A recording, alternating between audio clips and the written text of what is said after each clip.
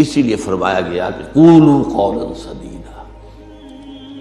ایک مرتبہ ایسے ہی موقع پر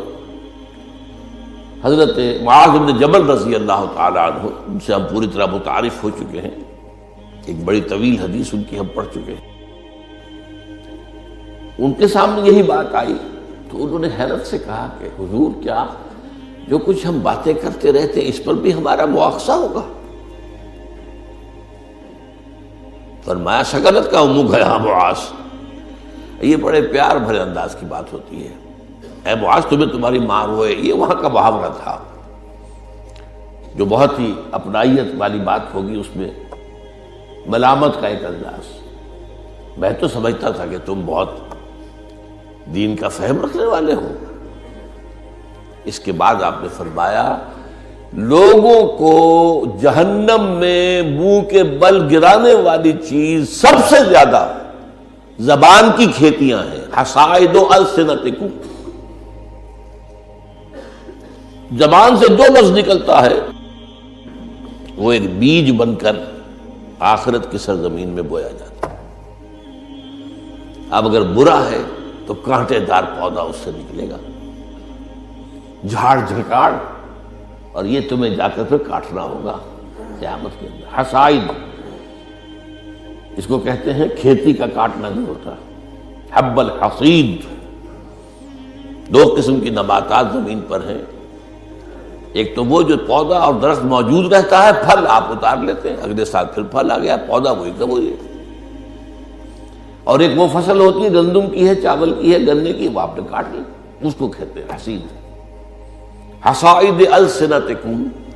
تمہارے زبانوں کی بوئی ہوئی جو کھیتیاں ہیں، سب سے بڑھ کر جہنم میں گرانے والی شے وہ ہے۔ اسی میں بلکہ ایک ذرا اور حدیث بھی ہے، ذرا اس میں حیا کا پہلو مانے ہوتا ہے بیان کرنے میں، لیکن حدیث نبوی ہے، حکمت کا بہت بڑا خزانہ ہے۔ آپ نے فرمایا مسلمانوں مجھے تم دو باتوں کی ضمانت دے دو کہ تمہارے دو عضو جو بہت ہی چھوٹے چھوٹے سے ہیں، ان کا غلط استعمال نہیں ہوگا، جنت کی ضمانت میں دیتا ہوں۔ اب دیکھیے کوئی 2 من وزن ہے، 1.5 من ہے، 2 من سے بھی زائد ہے، اب اس میں 2 عضو ہیں، ایک زبان اور ایک شرمگاہ، ان 2 کی ضمانت مجھے دے دو کہ ان کا غلط استعمال نہیں ہوگا۔ باقی پورا جسم جو ہے اس کی جو بھی حرکات و سکنات ہیں ان کی گویا کہ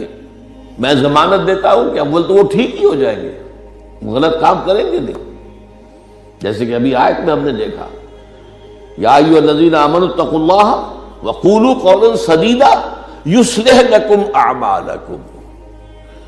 یہ کلام جو ہے شرطیہ ہے، اگر تم یہ کرو گے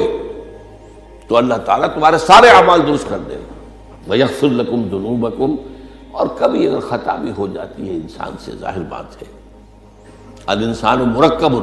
من النسیان والخطا، تو اللہ معاف کر دے گا۔ یہ فلسفہ ہے دین کا، آپ کا رخ جو ہے سیدھا ہے، آپ صراط مستقیم پر چل رہے ہیں، یہ چلنے میں کہیں پاؤں پھسل گیا، گر گئے، پھر فوراً اٹھے پھر چلے تو اللہ معاف فرماتا ہے ان چیزوں کو۔ لیکن زندگی کا رخ ہی ٹیڑھا ہو گیا، اب تو معاملہ بالکل برعکس ہو گیا، اب تو جو قدم اٹھ رہا ہے وہ غلط رخ پر جا رہے ہیں، جتنا آگے بڑھیں گے صراط مستقیم سے اتنا ہی دور ہوتے جائیں گے۔ رخ سیدھا رہے، اللہ کے احکام اور اس کے رسول کی سنت، اس پر رخ پہ آدمی چل رہا ہے۔ جو اللہ چاہتا ہے عبادت رب، شہادت علی الناس اور اقامت دین کی جد و جہد، اس میں انسان لگا ہوا۔ اب خطا ہو گئی، غلطی ہو گئی، لغزش ہو گئی، کیونکہ مجھے یاد ہے آج تک اپنا ایک واقعہ میڈیکل کالج کے 5th ایئر کا،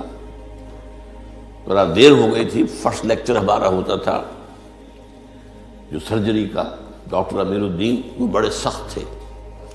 5 منٹ کی مہلت دیا کرتے تھے، اس کے بعد دروازے بند، اس کے بعد آپ آئیں گے تو پھر آپ داخل نہیں ہو سکتے۔ تو میں تیز چل رہا تھا، بارش ہوئی تھی، سائیکل پر تھا، سائیکل پھسلی میں گرا، گرتے ہی بجلی کے مانند اٹھا، مجھے آج بھی یاد ہے کہ میں حیران ہوا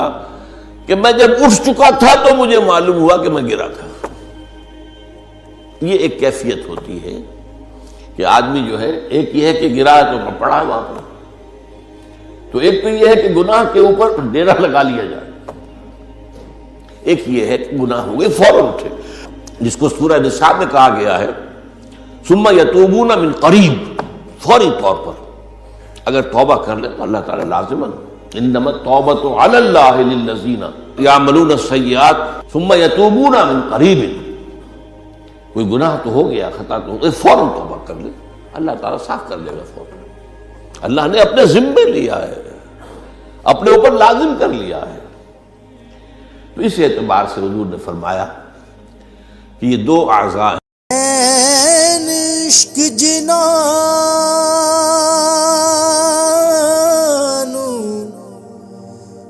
لگ جاندا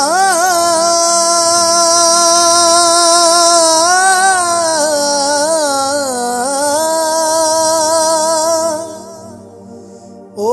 سک جاندے نے وانگ کانیاں دے